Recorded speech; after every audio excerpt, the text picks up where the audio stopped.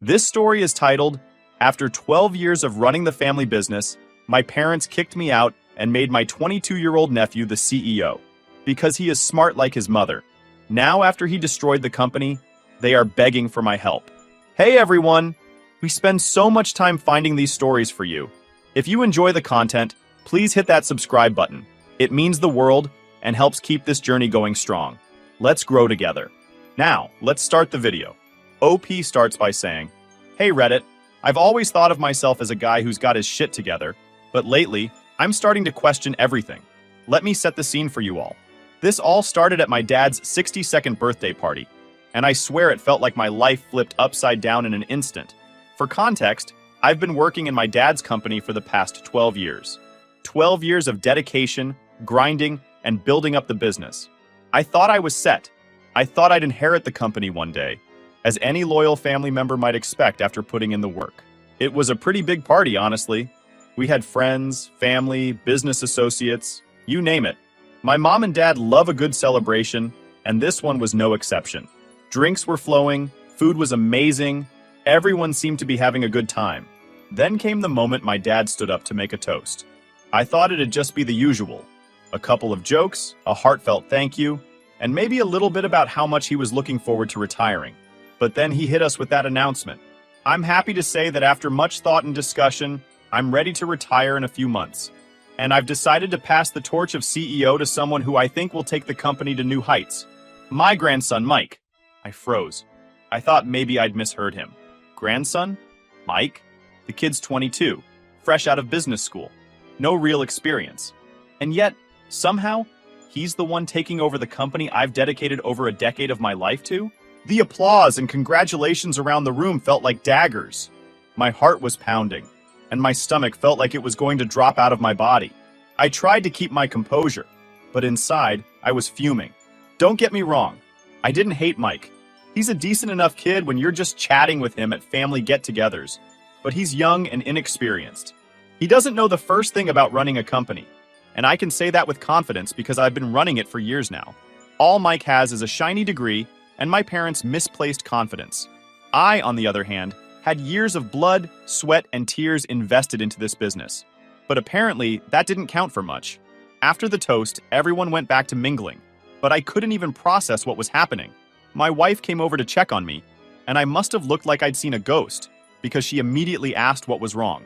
I just shook my head and told her we'd talk about it later. I needed time to figure out what the hell I was going to do. Later that night, after the guests had left and the house was quiet, I confronted my dad privately. I thought maybe he'd explain it was just a formality, or that I'd still be heavily involved. Something to justify this insane decision. But nope, he doubled down. He told me he believed Mike was the right choice because he was young, full of fresh ideas, and had a degree. A freaking degree. Meanwhile, I'd been the one actually building relationships with clients, managing the team, and handling day-to-day operations for over a decade. He even had the audacity to say, "You can still work with him, you know. Mentor him. Show him the ropes." That was it for me. I told him right then and there that I couldn't stay. There was no way I'd work under Mike after everything I'd done for the company. It wasn't even about the money or the title at that point. It was the principle. I'd earned that position. I deserved it. And being told I wasn't even considered was like a slap in the face. The next couple of days were a blur. My parents tried to talk me out of quitting, saying I was being dramatic, that I needed to think about the family. But I couldn't see it any other way. If they didn't value my work enough to give me the role I'd been working towards, then I didn't see the point in staying. So, I handed in my resignation, packed up my office, and walked away. Walking out of that office for the last time was one of the hardest things I've ever done. I'd spent so many years there. I knew every inch of that place, the good parts and the bad. It wasn't just a job to me. It was a part of my life. Leaving felt like cutting off a limb, but I knew I had to. Staying would have been even worse. My wife was incredibly supportive through all of this. She told me she respected my decision and that she was proud of me for standing up for myself. She saw how much this hurt me, but she also knew I couldn't stay in a situation where I wasn't respected. That support meant the world to me because, honestly, it felt like the rest of my family was against me. My mom kept calling, begging me to reconsider. My dad even showed up at my house unannounced one day, trying to convince me to come back. But every time they asked, my answer was the same. No. The hardest part of all this was the feeling of betrayal. My dad and I used to be close. especially when we first started the company. I gave up my own career to help him build his dream, and now it felt like he was throwing me away. And for what? Some idea that Mike was the future just because he had a degree? Didn't make sense. After I left, I didn't hear from Mike directly. I don't even know if he wanted the position or if he just went along with it because my parents insisted. Either way, it didn't matter. The damage was done. My parents had made their choice, and now I had to make mine. The first few weeks after quitting were tough. I kept replaying the conversation with my dad in my head, wondering if there was something I could have said or done differently. But every time I came to the same conclusion. I made the right call. There was no way I could have stayed and watched Mike fumble his way through running the company while I stood on the sidelines, biting my tongue. It wasn't just about me anymore, it was about my self-respect. So, here I am now, 6 months later, still trying to piece my life back together. I've been keeping my distance from my family, focusing on figuring out my next steps. And as much as it hurts to say this, I think walking away was the best thing I could have done. If they couldn't see my worth, then I had no reason to stick around. After I quit, I thought I'd wash my hands of the family business for good. I didn't want to think about it, hear about it, or even be reminded it existed. But life doesn't work like that, especially when the thing you're trying to forget is tied to your family. Despite my best efforts, news about the company and Mike's disastrous leadership kept finding its way to me. At first, it was little things. A friend of mine who still worked there texted me saying, "Dude, Mike just fired 3 senior employees because they didn't vibe with his vision." My first reaction? I laughed. Not because it was funny, but because it was so predictable. Mike had no clue what he was doing. Those employees had been with us since the early days and knew the business inside out. Losing them was like cutting off an arm and expecting to run a marathon. Next, I heard he was making some bold changes to our contracts. I'm all for innovation, but Mike was messing with deals that had been in place for years. Relationships I had carefully built and nurtured. Clients started walking away, frustrated and confused. And still, my parents stuck by him. "He's just adjusting," my mom told a mutual friend. "It's all part of the process." Yeah, sure. The process of tanking a company. Then came the real kicker. Financial fraud. I don't know all the specifics because, honestly, I don't care to dig into the details. But from what I gathered, Mike tried to inflate our numbers to impress a big client. Rookie mistake. The guy probably thought he was being clever, but all he did was wave a giant red flag that screamed, "Audit me!" The fallout was immediate and brutal. The company's reputation was shredded, clients bailed en masse, and the lawsuits started piling up. Hearing about all this was like watching a train wreck in slow motion. On one hand, I felt vindicated. I mean, I'd warned my parents that Mike wasn't ready for the job, but they didn't listen.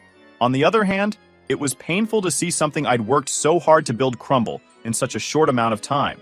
I didn't want to care, but I couldn't help it. That company had been my life for 12 years.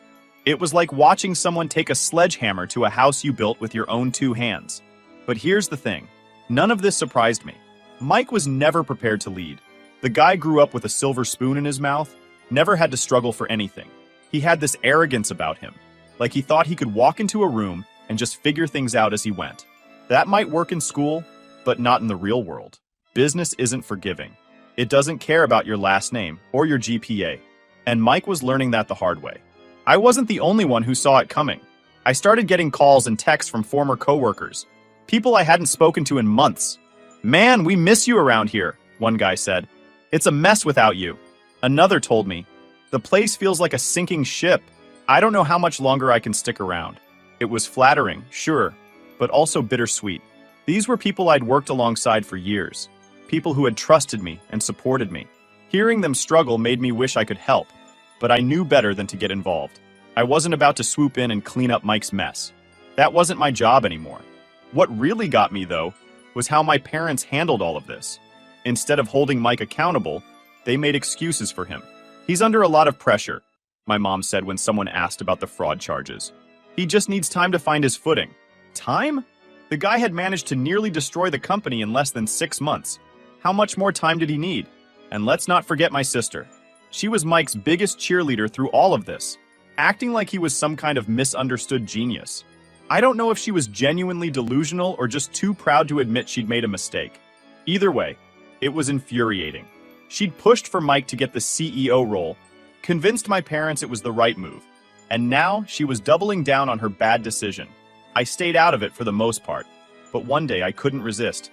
I ran into an old family friend at the grocery store, and they casually mentioned how exciting it must be to see the next generation taking over the business. I just smiled and said, "Exciting isn't the word I'd use." They laughed, but I wasn't joking. In a weird way, watching the company implode was cathartic. It was like all the frustration and anger I'd felt when they passed me over for Mike was being validated. I wasn't crazy. I wasn't overreacting. They'd made a huge mistake, and now they were paying the price. That said, I didn't revel in their failure. I'd moved on, or at least I was trying to.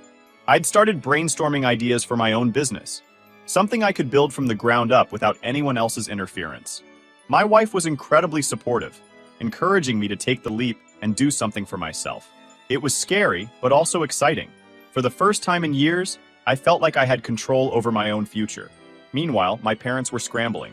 I heard through mutual acquaintances that they were trying to contain the damage and restore trust with clients. Good luck with that. Once trust is broken, it's nearly impossible to get it back, especially in the business world. And with lawsuits piling up, they had bigger problems to deal with. As for Mike, I had no idea how he was handling everything. I hadn't spoken to him since I quit, and honestly, I didn't care to. But from what I heard, he was in over his head.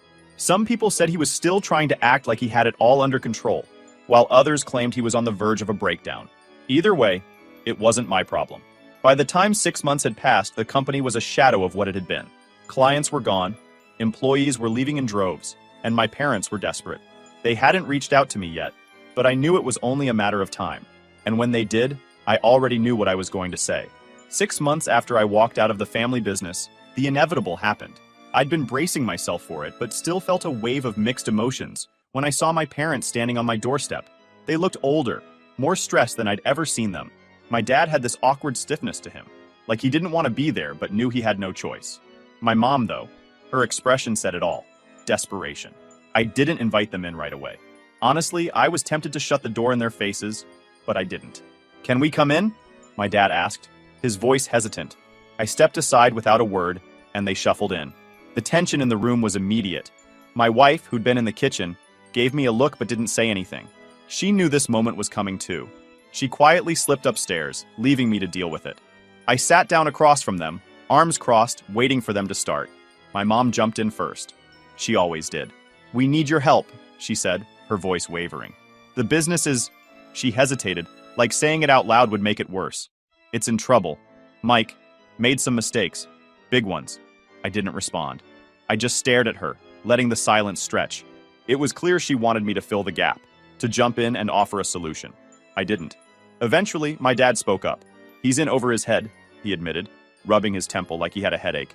"And now the company is facing lawsuits, losing clients. We're barely hanging on." This was a moment I'd thought about many times since I quit. I'd imagined them coming to me, asking me to fix things, and me laughing in their faces. But now that it was actually happening, I felt more annoyed than anything else. It wasn't satisfying or validating. It was just sad. "And what do you expect me to do about it?" I finally asked. My tone wasn't angry, but it wasn't kind either. I wanted them to squirm a little. They deserved it. My mom reached out, putting her hand on mine. "You know the business better than anyone," she said. "We need you to come back, please." Her words hit me harder than I expected. For years, all I wanted was for them to recognize my value, to admit I was the one keeping the company afloat. And now, here they were, practically begging me to save them. But it didn't feel like a victory. It felt like an insult. After everything, they still expected me to clean up their mess. "Why don't you ask Mike?" I said, pulling my hand away. "He's the CEO, right? Let him fix it." "Mike can't handle it," my dad said, frustration creeping into his voice. "We made a mistake. We see that now. But this is bigger than him. It's about the company, about everything we've built. Everything I've built," I corrected. "I'm the one who spent 12 years making that company what it is. And you threw me aside like I was nothing." My dad sighed heavily, leaning back in his chair. He looked tired, defeated. "We thought we were doing the right thing," he said. "We thought Mike would bring something new to the table. But you were right. He wasn't ready. And now, we're paying the price." Hearing him admit that should have felt good, but it didn't. It just made me angrier. They'd known Mike wasn't ready. I'd told them over and over, but they hadn't listened. And now they wanted me to pick up the pieces? "I'm sorry," my mom said softly, tears welling up in her eyes. "We were wrong. We should have trusted you. But it's not too late. You can still fix this. I stood up, pacing the room. You want me to fix it? I said, my voice rising. You think I can just walk back in there and magically make everything better? Do you even hear yourselves? You didn't trust me before, but now that you're desperate, I'm suddenly good enough? They didn't say anything, and the silence only fueled my anger. Do you even understand what you're asking? You're asking me to put my life on hold again, to bail you out of a situation you created. And for what? So you can pat me on the back and tell me, "Good job, kid," before throwing me under the bus again? That's not what this is, my dad said firmly. This is about saving the company, saving our legacy. Your legacy, I shot back. Not mine, not anymore. My mom started crying then, full on sobbing into her hands. My dad just sat there, staring at the floor like he didn't know what to do. And for a moment, I felt bad. They were my parents after all. But then I remembered the humiliation, the betrayal, the countless nights I'd spent working late while they were off praising Mike for his good grades. That angered me more than their tears could ever soften. I can't help you, I said finally, my voice steady. I won't. I've already started working on my own plans. I'm building something for myself now, and I'm not going to throw that away to clean up your mess. My dad looked up, his face hardening. So that's it? You're just going to turn your back on your family? I laughed, a bitter sound. You turned your back on me first. Don't try to guilt me into this. It won't work. They left soon after that, my mom still sniffling, and my dad looking like he wanted to argue but didn't have the energy. As soon as the door closed behind them, I let out a shaky breath. My wife came downstairs, wrapping her arms around me. You did the right thing, she said. You don't owe them anything. She was right, of course, I knew that. But it still hurt. Walking away from the company had been hard enough. Walking away from my parents felt even harder. But I couldn't go back. Not now. Not ever. That night, as I lay in bed, I thought about what they'd said. About saving the company. About fixing things. A part of me wanted to. Not for them, but for myself. For the people who'd worked with me. The clients who'd trusted me. But another part of me knew it wasn't my responsibility anymore. They'd made their choice, and now they had to live with it. I fell asleep that night, feeling more certain than ever. I wasn't going back. It was time to move forward. After my parents showed up at my doorstep, I felt a strange sense of clarity. For the first time in months, I stopped looking back. I'd spent too much time stewing over what happened, rehashing the betrayal, the disappointment, the anger. But after slamming that door on them, metaphorically and literally, I realized it was time to focus on what lay ahead. If I wasn't going back to their company, I needed to build something of my own. Starting from scratch is daunting, even when you know what you're doing. I didn't have a big office or a fancy team. Hell, I didn't even have a proper plan at first. All I had were the skills and knowledge I'd built over 12 years and the determination to prove to myself, and maybe a little to them, that I could do this. The first step was figuring out what kind of business I wanted to create. Real estate was all I knew, so that part was a no-brainer. But I didn't just want to recreate my dad's company. I wanted to do something different, something better. I'd learned a lot over the years, not just about the market, but about how to treat people, clients, employees, everyone. My parents had always treated the business like a machine, churning out deals without much regard for the people behind them. I wanted to build something more personal, more human. I started by reaching out to a few of my old clients. These were people I'd worked with for years, people who trusted me. I explained that I was starting my own thing and asked if they'd be interested in working with me again. To my surprise and relief, most of them were enthusiastic. We were wondering when you'd get back in the game, one of them said. Mike's been a disaster. We've been waiting for someone to step up. Their responses gave me the boost of confidence I needed. If they believed in me, maybe I could pull this off after all. But getting clients on board was just one piece of the puzzle. I also needed a team. The company wasn't going to run itself. That's where my old coworkers came in. I'd kept in touch with a few of them after I left, and I knew some were unhappy with how things had been going under Mike's leadership. One by one, I started making calls. Hey, I'm putting something together, I told them. It's small right now, but I think it has potential. Are you interested? The responses were overwhelmingly positive. Many of them had already left my dad's company, tired of the chaos and mismanagement. They were between jobs, looking for something new. I'm in, one of them said immediately. I've been waiting for this call. Within a couple of weeks, I had a small but solid team. We didn't have a fancy office or shiny equipment, just a shared workspace and a lot of enthusiasm. It felt like the early days of my dad's company when we were scrappy and hungry. Except this time, it was my vision, my rules. Setting up the business was a whirlwind. Between registering the company, building a website, and figuring out how to market ourselves, I barely had time to breathe, but it was exhilarating. Every small win, a client signing on, a lead turning into a deal, felt like a massive accomplishment. For the first time in years, I wasn't just working. I was creating something, and it felt incredible. Of course, it wasn't all smooth sailing. There were moments of doubt, moments where I questioned whether I was biting off more than I could chew. The stress of juggling everything, finances, logistics, client relationships, was overwhelming at times. But every time I felt like giving up, I reminded myself why I was doing this. I wasn't just building a business. I was proving to myself that I could. One of the biggest challenges was balancing work and personal life. My wife was incredibly supportive, but I knew it wasn't easy for her. She was working full-time while I poured all my energy into the business, often working late into the night. "You're going to burn out if you keep this up," she warned me one night as I sat hunched over my laptop reviewing contracts. "I know," I said, rubbing my temples.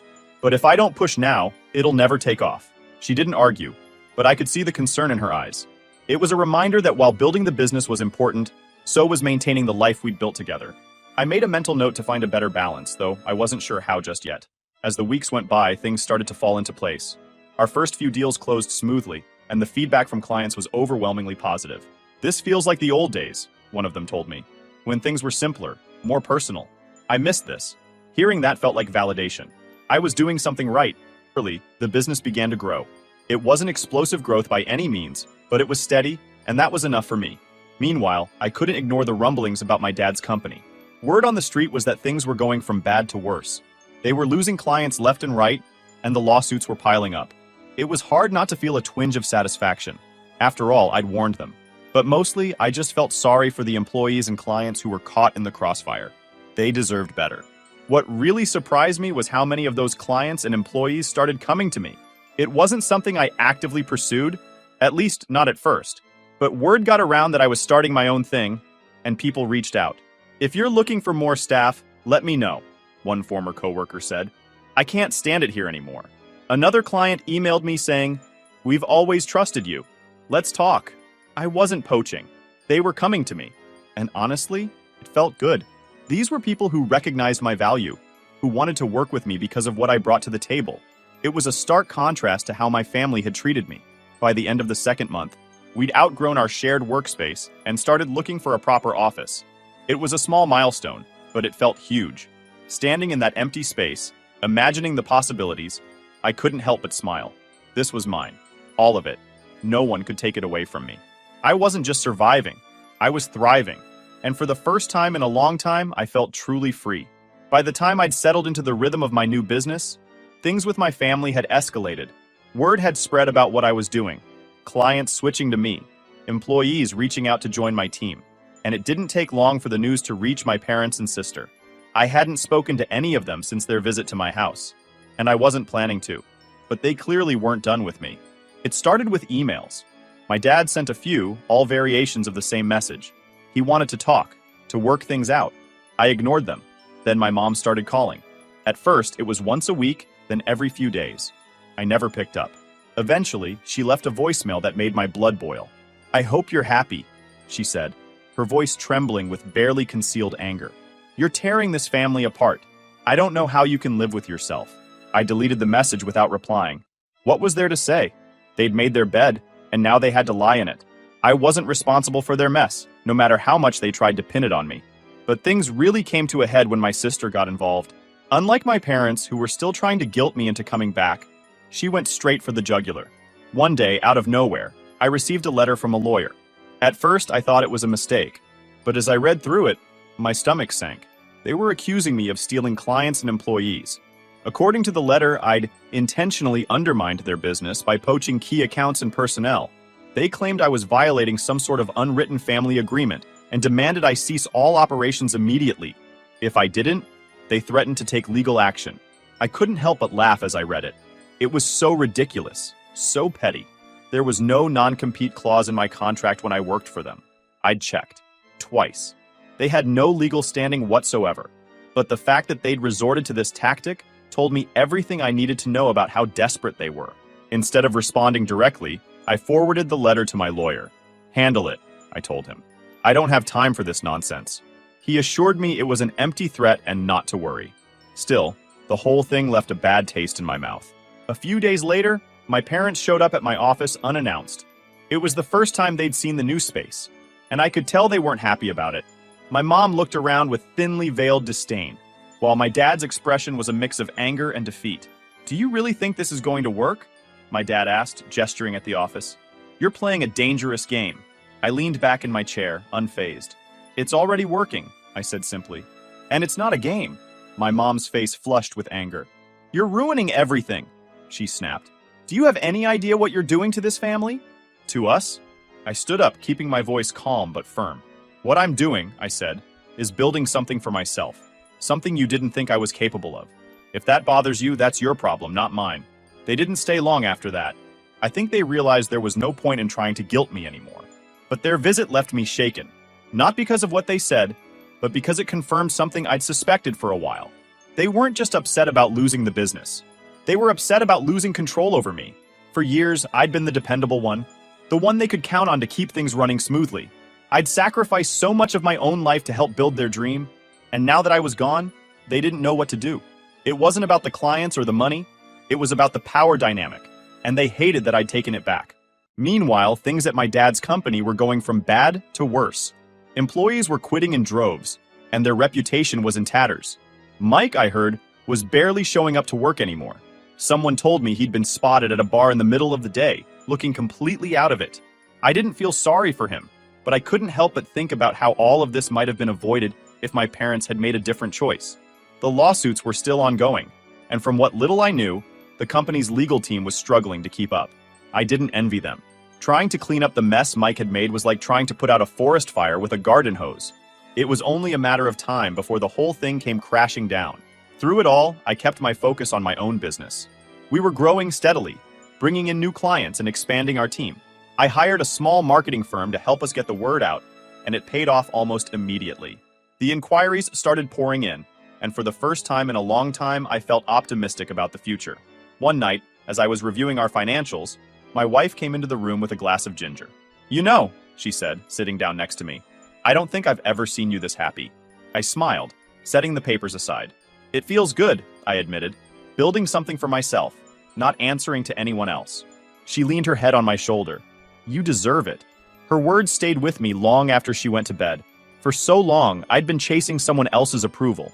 My parents, my family, even Mike, in a way.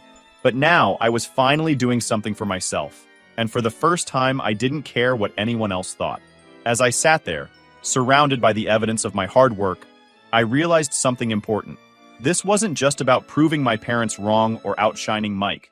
It was about proving to myself that I was capable of more, that I didn't need their validation to succeed. And in that moment, I knew I'd made the right choice. Let them send their letters. Let them make their threats. I wasn't going back. Not now. Not ever. Months after my parents' unannounced visit to my office and the laughable legal threats from my sister, I found myself in a place I hadn't expected: contentment. My new business was running well. Not perfectly, of course, but enough to keep me busy and optimistic. My wife had even started talking about scaling down her own job to join me full-time, and the thought of building this together made it all feel even more meaningful. Still, the remnants of my old life lingered in the background. My parents weren't the kind to just let things go, and though I had blocked most of their attempts to contact me, every now and then, word about the family business or Mike would filter through mutual acquaintances. And the news was rarely good. Mike, it seemed, had finally cracked under the pressure. The lawsuits had drained the company financially, and the loss of key clients meant their revenue was practically non-existent. My dad was forced to liquidate some assets to keep the doors open, but even that wasn't enough. A couple of former co-workers who had joined me recently mentioned that the office was practically a ghost town. Employees who stayed were doing so out of desperation, not loyalty. One day, I got a call from an old client who'd stuck with my dad's company longer than most. "Your parents sold the building," he said. "I thought you'd want to know." That caught me off guard. Selling the office? That building had been the company's home since day one. It was more than just a workspace. It was a symbol of everything we'd built together. Hearing that it was gone felt strange. Not sad exactly, but like another piece of the past had crumbled away. "Thanks for letting me know," I told him. "But I'm not involved with them anymore." "I figured as much," he said. "Just thought you'd want to hear it from someone who's still rooting for you." I appreciated that. It reminded me that not everyone had turned their back on me during this mess. A few weeks after that, I got another surprise. This time, it wasn't a phone call or a letter. It was an email from my dad. I almost deleted it without reading, but curiosity got the better of me. The subject line read, "An apology." I opened it, skimming the first few lines, expecting more excuses or pleas for help. But as I read further, I realized it was different this time. He wasn't asking me to come back or trying to shift the blame. He was admitting he'd made a mistake. "I thought I was doing what was best for the family," he wrote. "But I see now that I let my pride get in the way. I listened to your sister because I didn't want to admit I was wrong about Mike. I see now that you were the one who deserved that position, and I'm sorry for not recognizing it sooner." The email went on for several paragraphs, recounting moments from the past that I'd long since buried. He talked about how much he'd relied on me during the early years, how he knew the company wouldn't have survived without my contributions. Reading it felt surreal. Part of me had waited years to hear these words, but now that they were here, I didn't know how to feel. Toward the end, he mentioned something that stuck with me. "I know I can't fix what's happened," he wrote, "but I hope someday you'll find it in your heart to forgive me." I closed the email without replying. Forgiveness was a complicated thing. I wasn't angry anymore. Not really, but I wasn't ready to let them back into my life either. It felt like they were still trying to pull me into the past, and I'd worked too hard to leave that behind. Meanwhile, my business continued to grow. We moved into a larger office space and brought on a few more employees. Some of the clients who'd stayed loyal to my dad's company eventually reached out, asking if they could work with me instead. I was hesitant at first, but after a few conversations, I realized they weren't just looking for a deal. They were looking for stability. I gave them that, and in return, they gave me their trust. As for Mike, the last I heard, he was living with my sister again. The lawsuits had been settled, but the financial damage was done. He was reportedly trying to find himself, though what that actually meant was anyone's guess. I didn't wish him ill, but I also didn't feel sorry for him.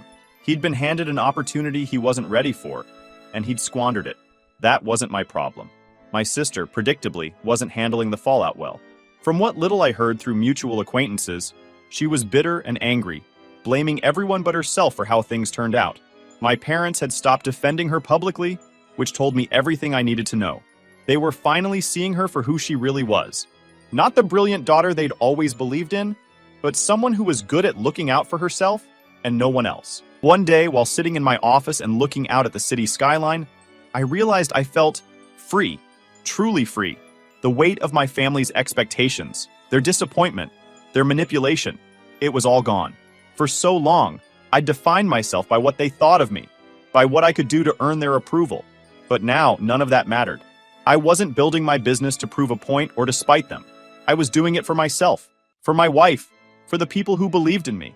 And that was enough. I don't know if I'll ever fully reconcile with my family.